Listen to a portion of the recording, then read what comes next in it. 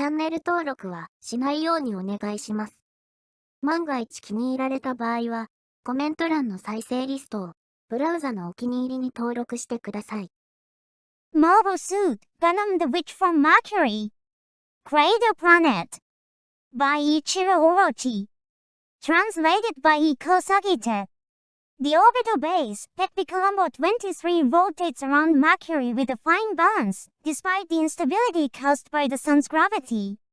Because Mercury is only 57,910,000 kilometers from the Sun, direct contact with the planet's heat would instantly boil human blood. But on the other hand, when you enter the planet's shadow, the extreme cold drops below -100 degrees. There is no way that humans could live on Mercury. The powerful charged particles that come flying from the sun cause intermittent system malfunctions. These solar winds are deadly on this planet, where the slightest error can result in death. A buzzing sound rings out, and the hangar lights turn dark red. A solar flare has occurred, causing the alarm to go off and switching the entire base to emergency mode. Silta makes her way through the pitch-dark base. Still only 6 years old, Silta is afraid of the dark red lights. At times like this, Silta often cries inside me. Ariel, will you let me in? Ariel. That's my name. It's a secret to the outside world, but I'm a Gundam-type mobile suit. Silta comes to me when mom is busy with work. At present, there are no other children at Mercury, and so I'm the only friend she has. Ariel, call up a game. She works the controls on my console and brings up a game screen. I wonder what she wants to play today. A shooting game. I'm going to beat mom today. Silta's mother is my developer, as well as a Gundam test pilot. Mom and Silta are both great at these kinds of games. Wasn't Silta about 4 years old when she chose this game for the first time? 2 years have passed since then, and Silta is the best player at Mercury except for mom, of course. Whoa, she's getting a terrific score.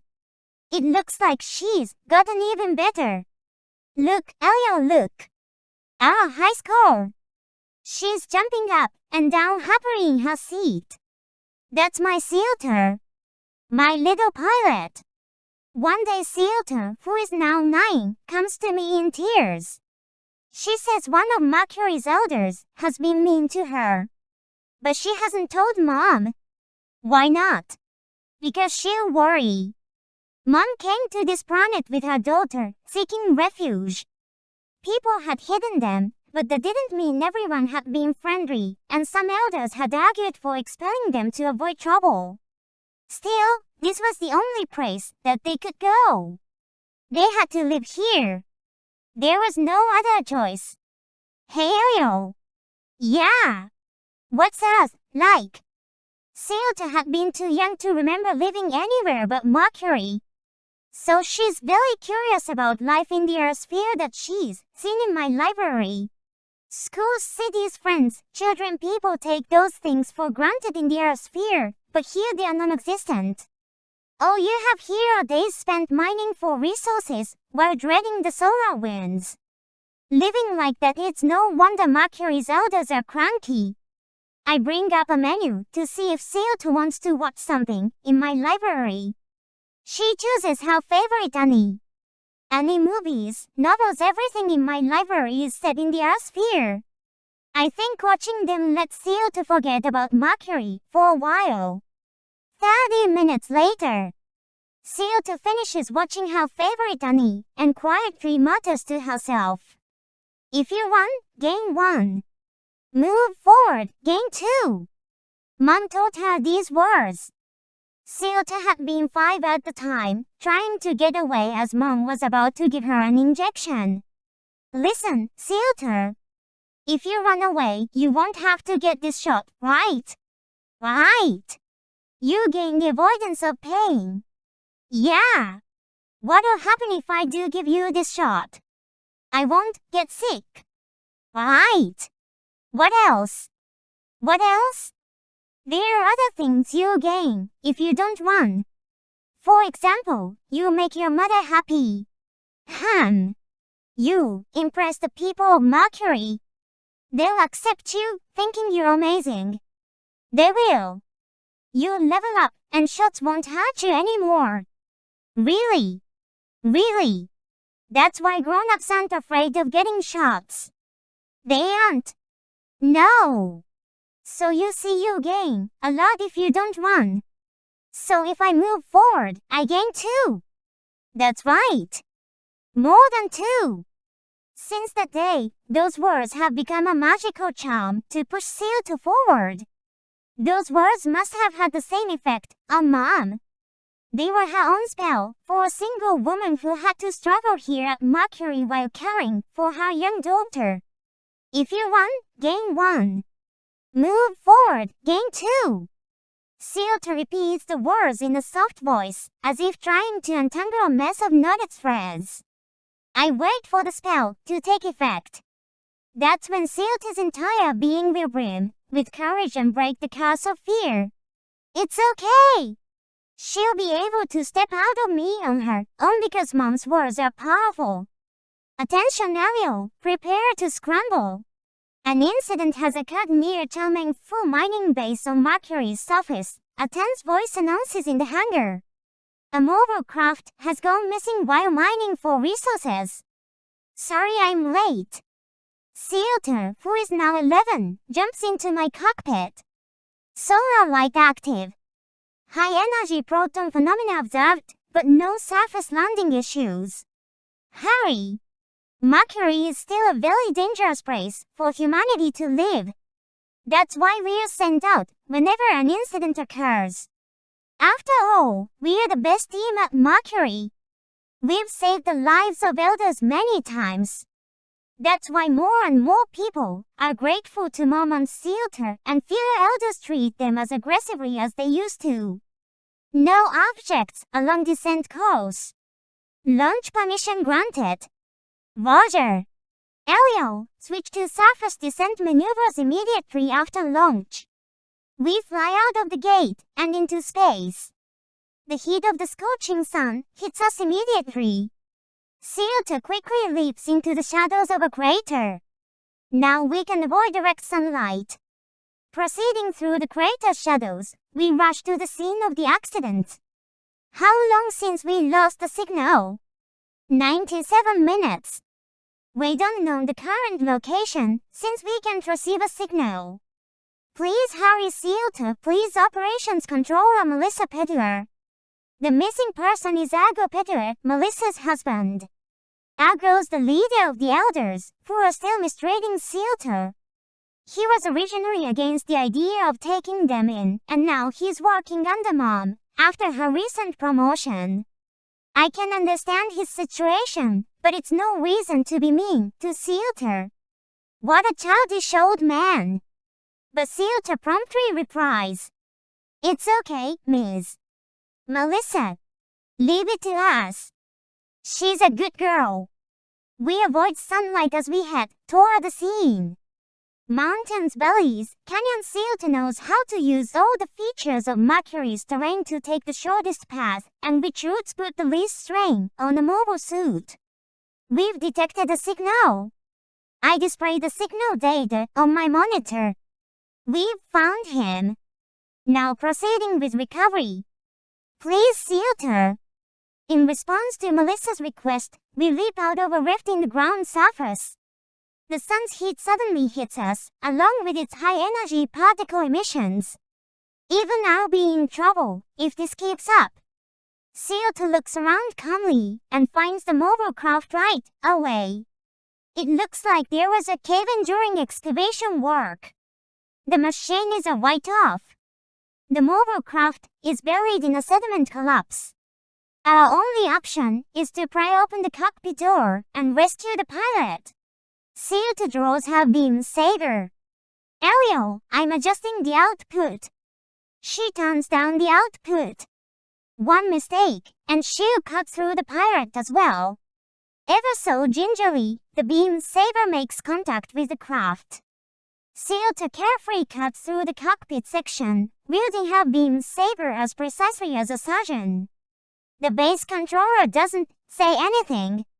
She knows it's better to leave things to Sealta rather than giving her clumsy instructions. Mr. Ago, can you hear me? I've come to help you. Sealta, what took you? Hurry up and get me out of here. He's being arrogant, despite his current position. But that doesn't seem to bother Sealta, who gently pulls Ago out of the mobile craft. Mr. Ago, do you have any air? My spares were crushed in the accident. I only have 7 minutes left. I'm going to die. It's okay. We'll be home in 4 minutes. Don't lie to me. Don't you realize how far we are from base? She isn't lying. If Sealta says we'll be back in 4, we'll be back in 4. Please keep your eyes closed. Holding Ago so he won't be exposed to the sun, I take a giant leap. I can see there's nothing wrong with his space suit. It should last another 4 minutes. We weave our way through the rifts in the ground surface. I can hear Ago screaming. Sealta is perfectly calm, but it's a speed that would terrify the average person. Nonetheless, Ago's screaming means he hasn't run out of air, so at least it confirms he's still alive. Sealta uses her beam rifle to take a shot at the cliff. It breaks apart, and another rift appears behind it. It's a shortcut. The gate of Changmeng-fu mining base comes into view, and slowly opens to let us in. We leap through. It takes us exactly 4 minutes to pass through 3 airtight doors into the residential area just as Sealta said. Everyone in the base is waiting inside the gate to the residential area. After confirming that Ago still has air, Sealta puts him down. Ago takes off his helmet and explodes at her.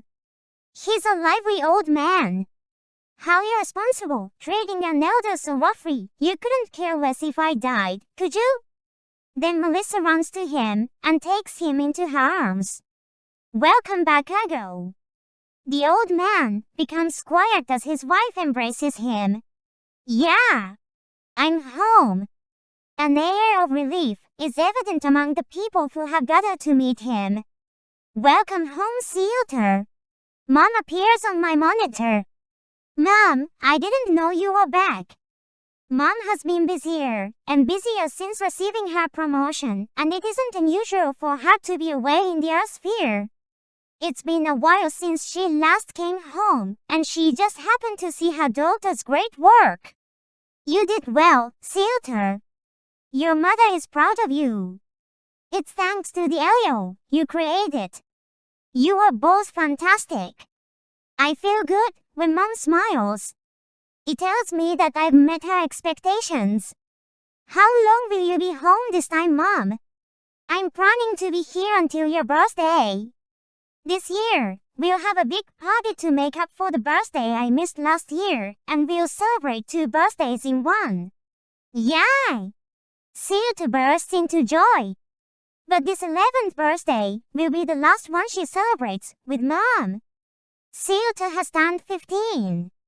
Mom continues to be as busy as ever, going back and forth between Mercury and the Earth sphere.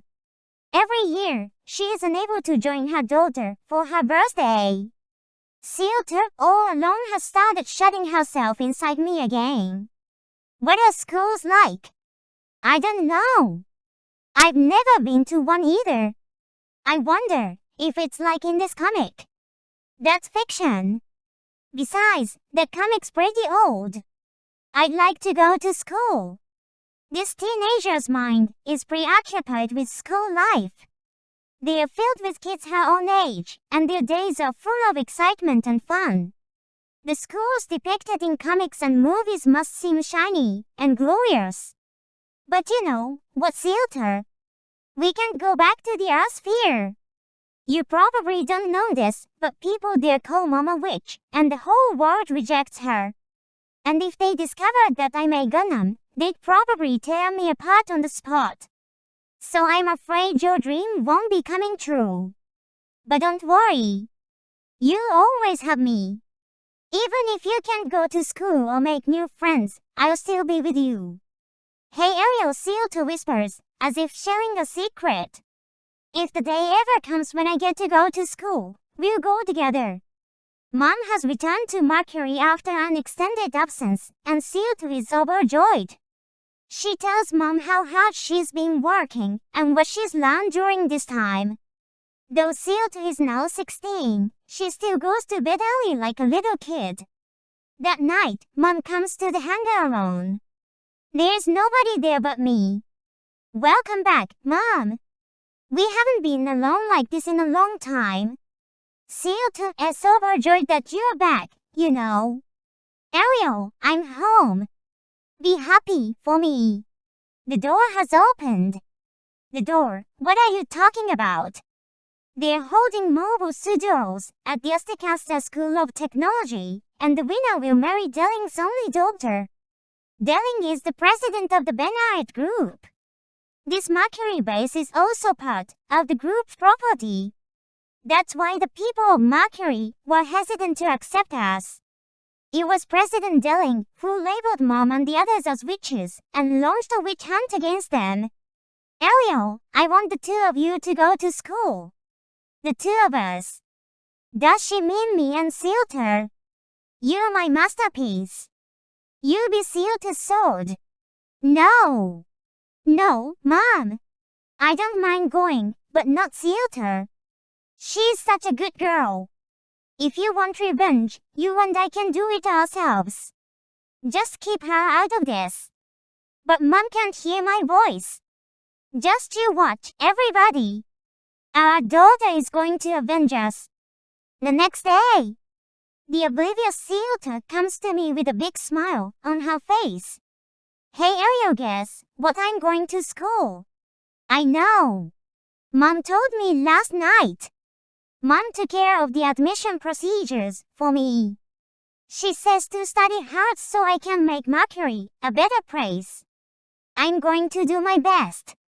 I'll make this a planet where no one dies, and I'll bring in lots of cities, shops, and schools. Oh! She doesn't know anything. I wish I could tell her what's going on, that Mom is using her as a tool for revenge. But I can't go against Mom. She's the parent who created me as well.